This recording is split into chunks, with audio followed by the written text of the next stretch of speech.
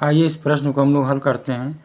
उस सरल रेखा का समीकरण ज्ञात करिए जो x अक्ष के समांतर है और बिंदु 2 और -3 से होकर जाती है। तो हम लोग जानते हैं कि रेखा जो x अक्ष के समांतर होती है उसका समीकरण होता है y = 0।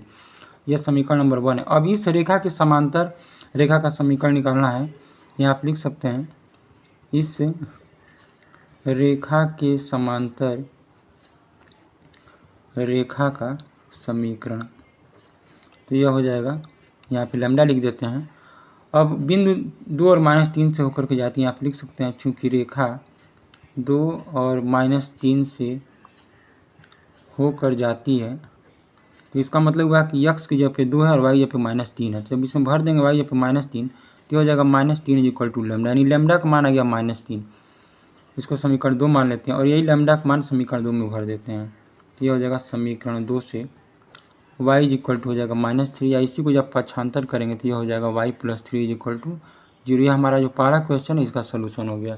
आइए दूसरा वाला क्वेश्चन हम करते हैं। इसमें दिया हुआ है कि यदि किसी रेखा पर मूल बिंदु से खींचे गए लंब की माप 8 मात्रक हो और यह लंब धन x से 30 अंश का कोण बनाता है तो रेखा का समीकरण। तो हम लोग फार्मूला जानते हैं, x cos alpha plus y sin alpha बराबर होता है p के।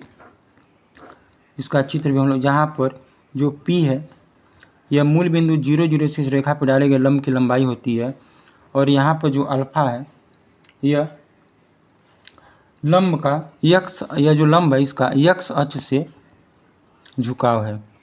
तो यह हमारा एक चित्र बन गया। अब यहाँ पर कोण दिया हुआ है, अल्फा का मान दिया है 30 अंश और p का मान दिया है 8 मात्रक। इसको अगर हम भर दें अपने समीकरण में, समीकरण नंबर 1 में, तो यह हो जाएगा x cos अल्फा की जगह हो जाएगा 30 अंश और प्लस y और साइन अल्फा, फिर अल्फा तो यहाँ पे 30 अंश और p का मान दिया 8। तो यह हो जाएगा x cos 30 अंश का मान हम लोग जानते हैं √3/2 होता है, साइन 30 अंश का मान 1/2 होता है और यह 8 के बराबर हो जाएगा। पूरे समीकरण में अगर हम 2 से गुणा कर दें तो जब गुणा करेंगे तो 2 से 2 कट जाएगा, केवल आ जाएगा √3x।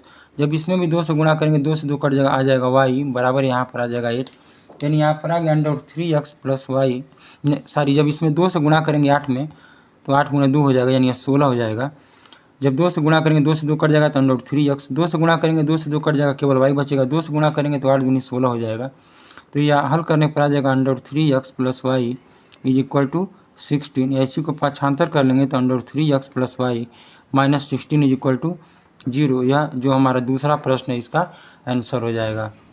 तो यह लंब रूप में रेखा का समीकरण होता है x cos alpha plus y sin alpha बराबर p, जहाँ पर मूल बिंदु से रेखा पर डाले गए लंब की लंबाई p होती है और अल्फा जो है वह इस लंब का x अक्ष से धन दिशा में